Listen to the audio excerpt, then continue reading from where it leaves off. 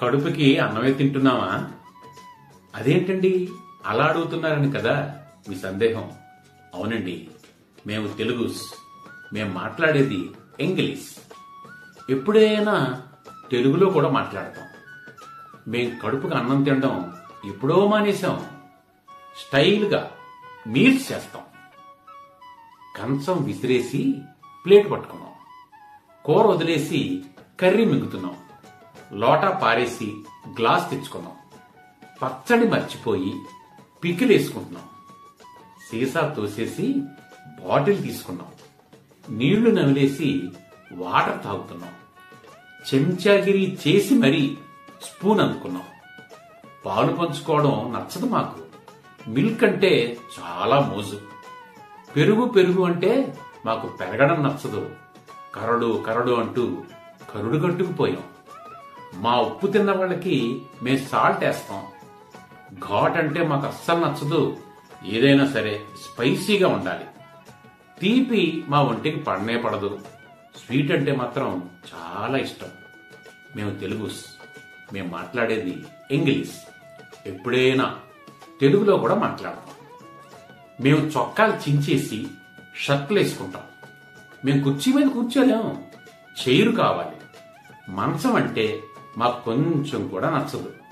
Cot అయితే okay. మా తలుపుల్లో తలుపులకి ఎప్పుడో తాళం వేసేసాం.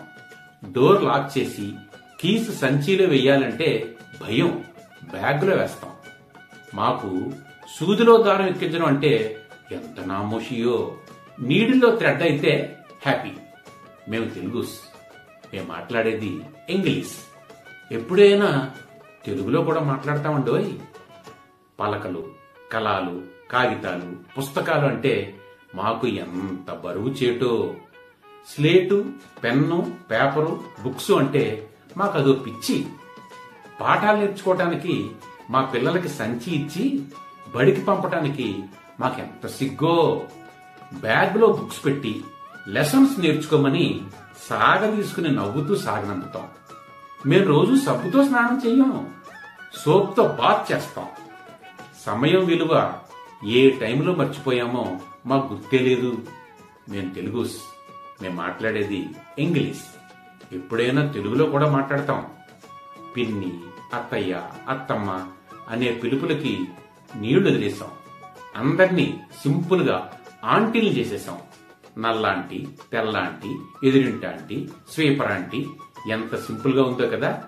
అంతేకాదండోయ్, మామయ్య, బాబాయి, పెదనాన్న వీళ్ళందరూ ఇప్పుడు మాకు అంకుల్స్. వీళ్లతో పాటు చెత్తంకులు, ఆటో అంకులు, బ్యాంక్ అంకులు, లెక్కలేనంత మంది అంకుల్స్.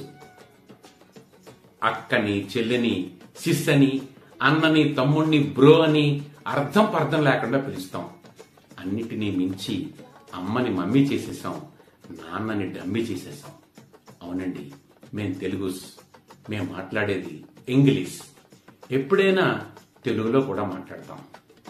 మేం కడుపుకి అన్నం తినడం ఎప్పుడో మానేశాం. ఏం తింటున్నామో ప్రత్యేకించి మీకు చెప్పక్కర్లేదుగా. అన్నట్టు ఇంకో ముఖ్యమైన మాట అండోయ్. ఈ కథనం ప్రత్యేకించి మిమ్మల్ని ఎవరిని ఉద్దేశించి చెప్పింది కాదు. ఒకవేళ మీకెవరికైనా అలా అనిపిస్తే అందుకు పూర్తి బాధ్యత మాత్రం పూర్తిగా మీదే. ఈ కథనం మీకు నచ్చితే ఈ లంకెను అందరితో పంచుకోండి. ఒకవేళ నచ్చకపోతే ఈ లింకును అందరితోనూ షేర్ చేసుకోండి. ధన్యవాదాలు.